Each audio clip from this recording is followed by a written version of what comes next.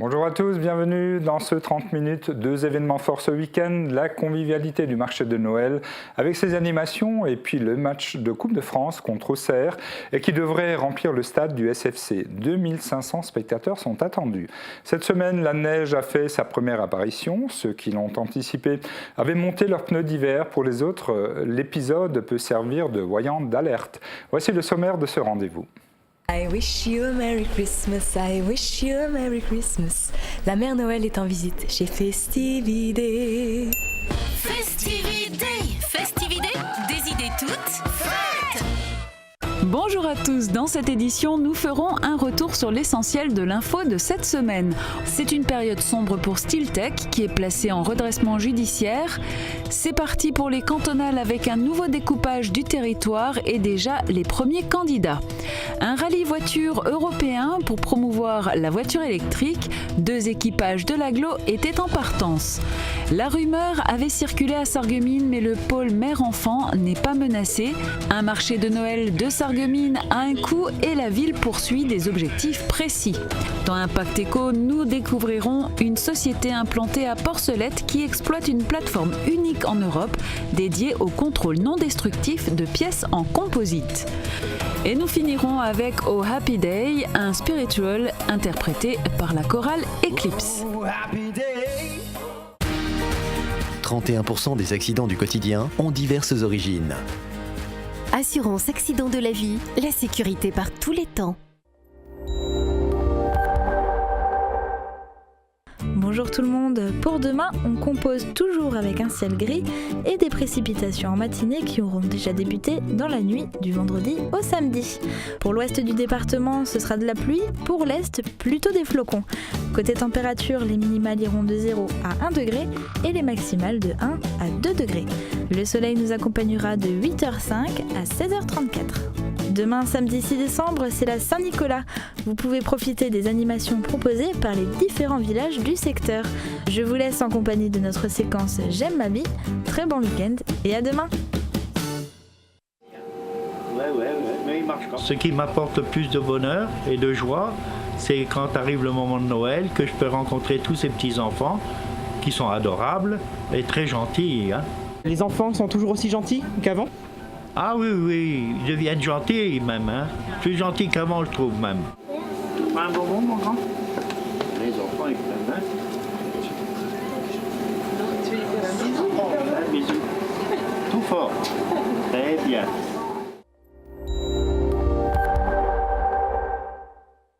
Je parraine un ami et tout le monde y gagne. Mon filleul, ma banque et moi. Au Crédit Mutuel, un client satisfait rayonne.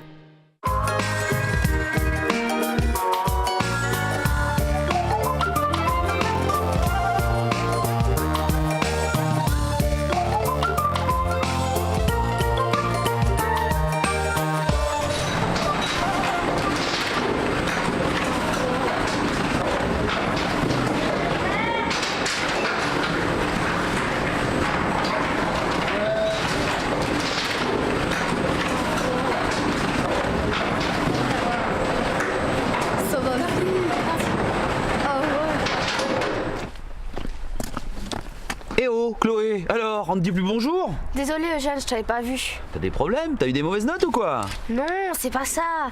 Dis, tu fais jamais d'erreur toi quand tu tries ? Oh, écoute, à toi, je veux bien le dire. Bien sûr que je fais des erreurs.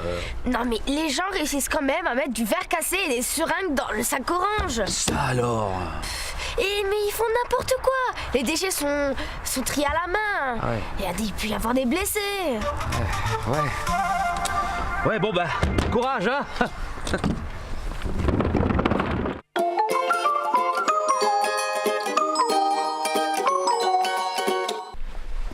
Elle a raison, la jeune, c'est dangereux. On avait pourtant dit pour la boîte jaune.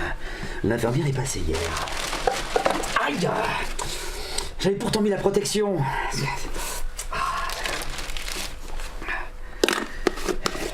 Allez, c'est parti à la déchetterie. Désormais, mon cher Eugène, tu seras un exemple pour la jeunesse française.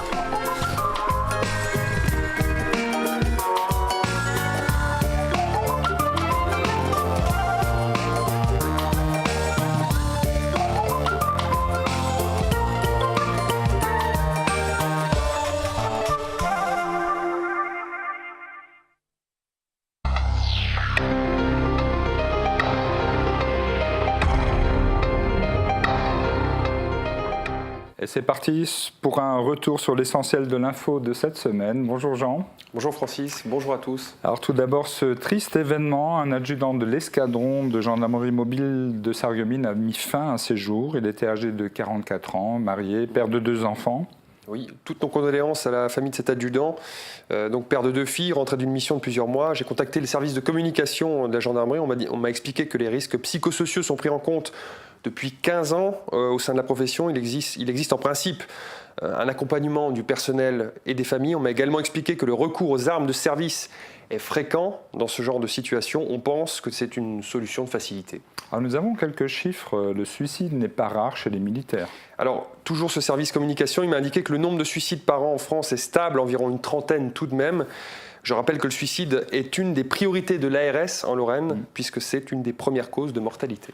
Alors pour l'instant, on ne sait pas ce qui a motivé le geste désespéré, mais en tout cas, la section de recherche va tenter de le déterminer. Et c'est une période sombre pour Stiltech qui est placée en redressement judiciaire. Que s'est-il passé? Alors, il y avait certes des impayés, mais surtout le retrait du plus gros client, Caterpillar, qui représentait tout de même 70% du chiffre d'affaires depuis 20 ans. Alors stratégiquement, on peut se demander pourquoi Guizins n'a pas développé le chiffre d'affaires avec d'autres partenaires.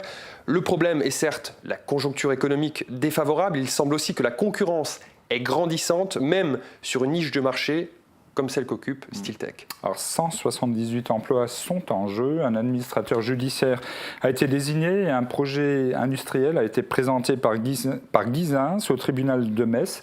Alors, le patron, on le connaît, c'est un combatif, il l'a prouvé à maintes fois, il s'est sorti de situations très difficiles. Mais il l'a prouvé notamment en 2007 avec le sauvetage de l'entreprise. Mais là, le contexte est totalement différent. Guizins l'a rappelé dans la presse, il va falloir faire valoir les atouts de la société. Autrement dit, Stiltech ne fonctionnera plus sur des acquis. Mais on connaît leur capacité de créer, donc on peut leur souhaiter bonne chance. En tout cas, la prochaine audience aura lieu le 21 janvier. Le Crédit Mutuel, qui a son berceau dans l'Est, s'est vu décerner un titre. Alors, le titre de banque française de l'année par un magazine anglais à Londres. Alors, The Banker, c'est une filiale du Financial Times, salue la sûreté, la participation de la banque au financement de l'économie et souligne le dynamisme de ses réseaux. En France et à l'étranger, on compte 78 500 salariés pour 30,5 millions de sociétaires clients. Et du coup, le Crédit Mutuel intègre le top 50 des établissements les plus sûrs au monde. Oui, la 36e place d'après Global Finance sur 17 800 établissements dans le monde. C'est parti pour les cantonales. Alors on va rappeler simplement le nouveau découpage. On voit ici la carte. Alors sur le canton, on passe, sur l'arrondissement de Sarreguemines, on passe de 6 à 3 cantons. D'ailleurs, certains élus n'entendent pas les raisons du rattachement de Vousvillers au futur grand canton de Sarralbe qui absorbe le... On voit ici cette enclave à côté de Ernest-Villers, Gabenouz, mais c'est vrai que ça ressemble à une enclave. En revanche, c'est limpide dans le pays de Bitche puisqu'on fusionne les 3 cantons de Rohrbach, de Bitche et de Wolminster. Et on fusionne également les 2 cantons, Sarreguemines-Ville, Sarreguemines-Campagne. Est-ce qu'on connaît déjà les premiers candidats? Alors oui, il y a un binôme dans le pays de Bitche, c'est Daniel Zins et Eliane Fontaine. Reste à voir si ce sera le seul, ça c'est moins sûr. À Sarreguemines, Jean Carman se retire de la course. Il ne reste que Jean-Claude Cunat, actuellement conseiller général du canton de Sarreguemines-Ville. Il devrait annoncer sa candidature pour la droite début 2015. Donc Eliane Fontaine formera le binôme avec Daniel Zins. Eliane Fontaine qui est une directrice de la maison de retraite de Rohrbach. Alors, le conseil général de la Moselle organisait le rêve du jeudi 27 au samedi 29 novembre. De quoi s'agit-il, Jean? Alors, le rêve, c'est un rallye d'éco-conduite transfrontalier. Avec un joli nom. Oui. Un joli rêve peut-être derrière aussi. Une vingtaine de véhicules électriques qui ont rallié Sarreguemines à Metz en passant par Sarre-Louis, Trèves, Luxembourg et Thionville.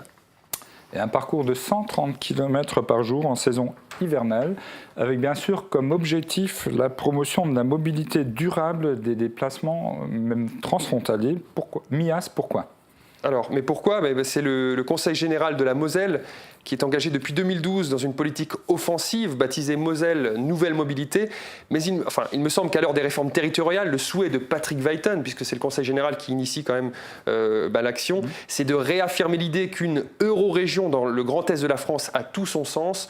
Le rêve du président, c'est d'inscrire la Moselle dans un espace transfrontalier très dynamique. La grande région, c'est 11,5 millions d'habitants pour un PIB de 314 milliards d'euros. Voilà le genre d'entité régionale qui fait rêver. Puis on verra à quel rythme on va avancer dans ce domaine. La rumeur a circulé à Sarreguemines, le pôle mère-enfant ou maternité ne fermera pas. Non, pas plus hier qu'aujourd'hui, c'est une certitude. On va écouter à ce sujet le commentaire du directeur Jean-Claude Kneip. C'est une rumeur qui n'a pas de fondement à mes yeux. On parlait tout à l'heure du docteur Zondag, qui est une figure éminente du centre hospitalier, gynécologue obstétricien, qui vient de prendre sa retraite fin septembre, après 35 ans de carrière ici. Pour l'instant, il n'est pas remplacé.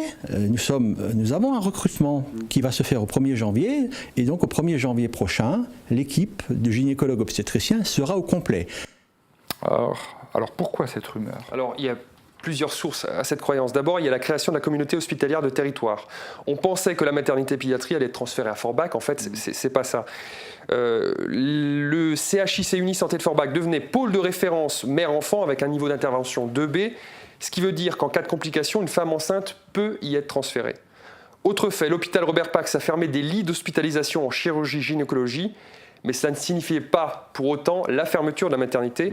Et enfin, comme l'a dit le directeur, le départ du docteur Zontag, qui a manifestement réactivé une rumeur, mais ce n'est pas possible tout simplement parce que cette fermeture entraînerait un accès inégal aux soins et c'est contraire aux priorités de l'ARS. Et pour nous rassurer peut-être encore un peu davantage, alors quels sont les points forts de la maternité de Sarreguemines ? Eh bien, c'est le nombre de naissances stables depuis 10 ans, entre 850 et 950.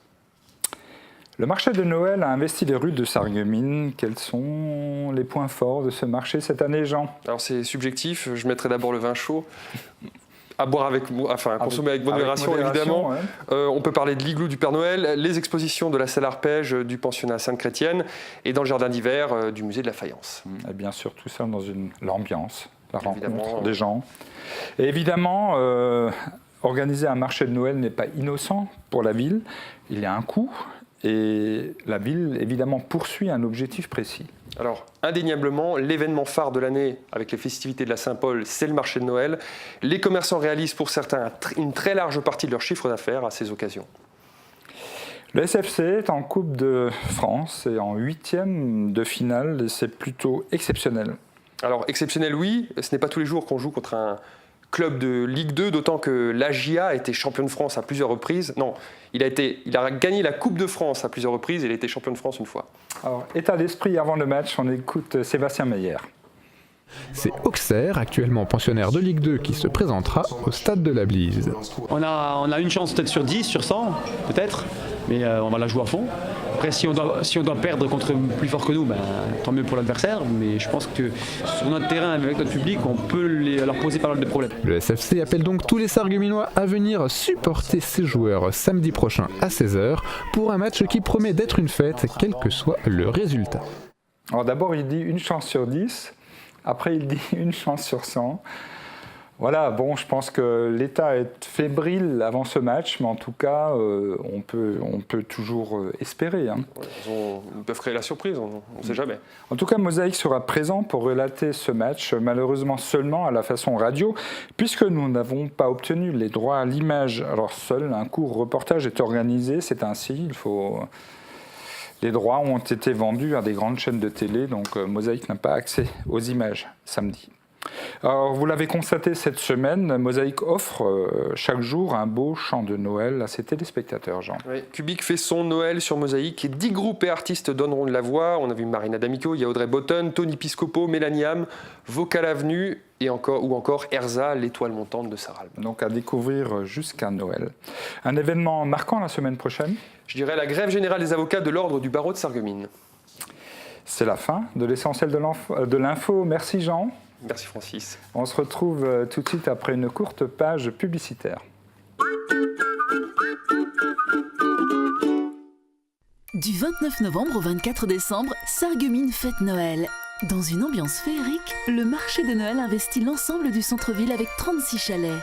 Vivez la magie de Noël grâce aux différentes animations, expositions, la fabuleuse fabrique de jouets du Père Noël, spectacle de marionnettes pour enfants de la compagnie Macadam Théâtre, exposition La Table de Noël proposée par le musée de la Faïence, sans oublier la présence du Père Noël dans son igloo givré place du marché.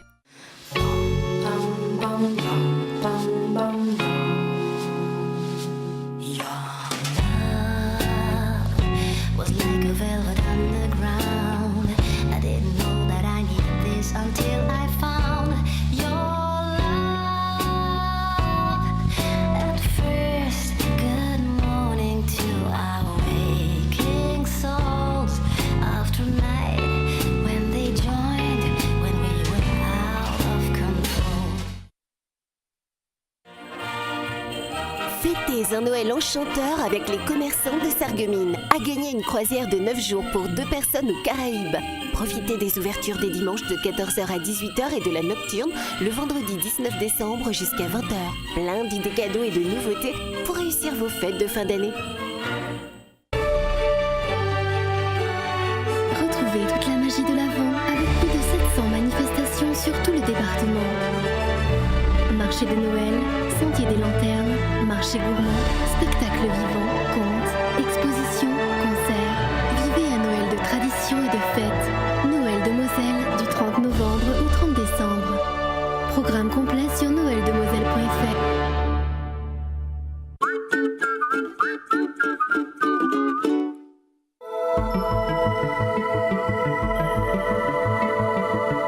AVS. Notre métier, vous accompagner.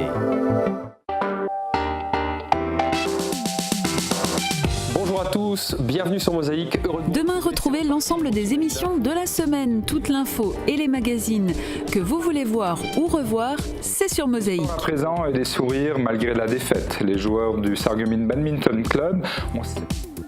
Et retrouvez à 16h en direct du stade de la Blise le commentaire du match de Coupe de France que joue le SFC. Les Sarregueminois reçoivent la J Auxerre. Et c'est parti. Galdez 3e pour Louadj. Le week-end aussi, votre télé, c'est Mosaïque. Et un sujet économique à présent, implanté à Porcelette en Moselle-Est, en lieu et place d'un ancien puits de mine. La société composite Integrity exploite une plateforme unique en Europe dédiée au contrôle non destructif de pièces en composite. Mise à disposition par l'Institut supérieur européen de l'entreprise et de ses techniques, elle réunit en même temps les technologies les plus performantes dans ce domaine.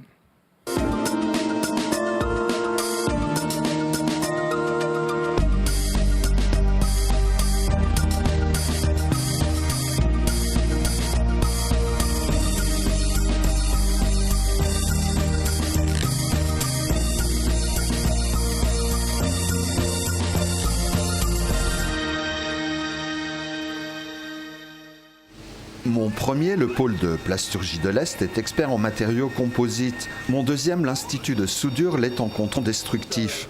Mon troisième est un marché d'avenir qui nécessite la mise en place de contrôles innovants. De cette dynamique collaborative est née en 2010 mon tout, la société composite Integrity, localisée à Porcelette en Moselle-Est, au lieu et place d'un ancien puits de mine. Ce qui nous manquait à chacun, c'était une compétence complémentaire aux deux structures dans le domaine du contrôle des matériaux composites, essentiellement aujourd'hui axés autour de l'aéronautique. Exploitant la plateforme de contrôle non destructif mise à disposition par l'Institut supérieur européen de l'entreprise et de ses techniques, Composite Integrity réunit en un même lieu les technologies les plus performantes dans ce domaine.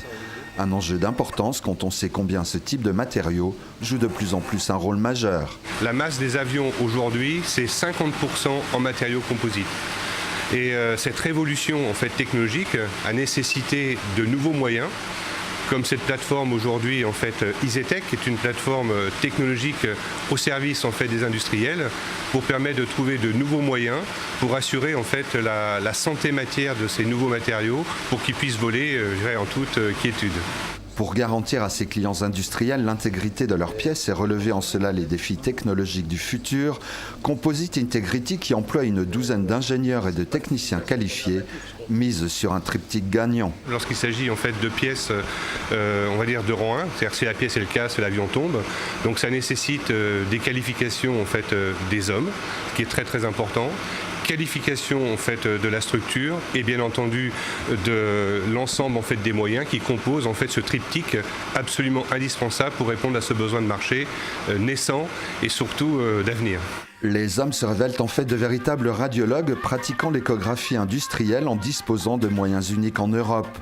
Équipement phare, le C-Scan à jet d'eau et ses ultrasons permettent des contrôles de pièces de grande dimension pouvant atteindre un diamètre de 3 mètres pour les pièces circulaires et une longueur de 7 mètres pour les pièces planes. Et ce, quelle que soit la complexité de leur forme. Cette machine, c'est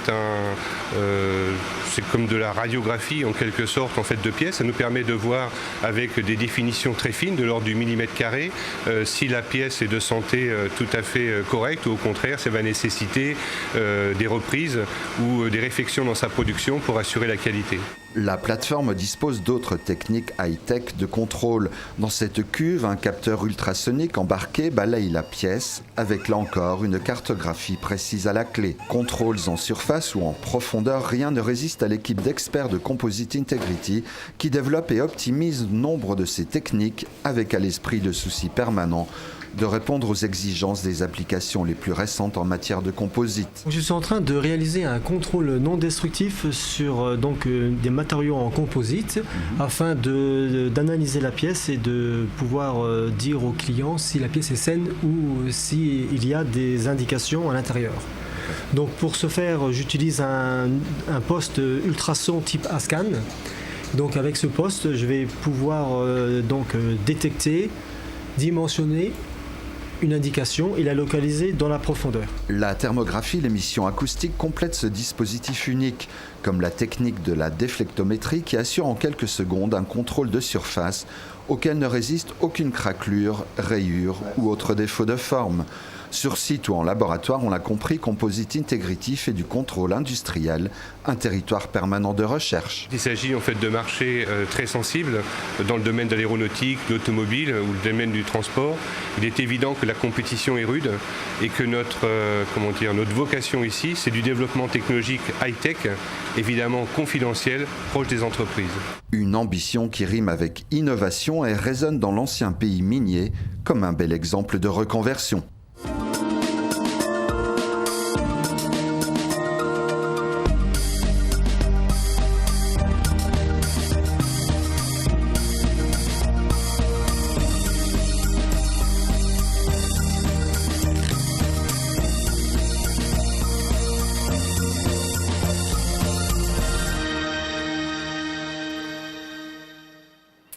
Et place à la musique à présent, la chorale Eclipse offre ses 30 ans d'existence à tous les enfants hospitalisés pendant ces fêtes de fin d'année.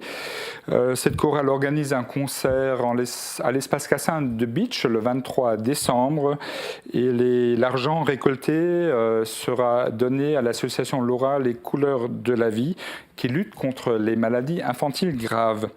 Et nous allons nous quitter avec cette formidable chorale de Rallin, Eclipse, qui va nous chanter Oh Happy Day. Excellente journée.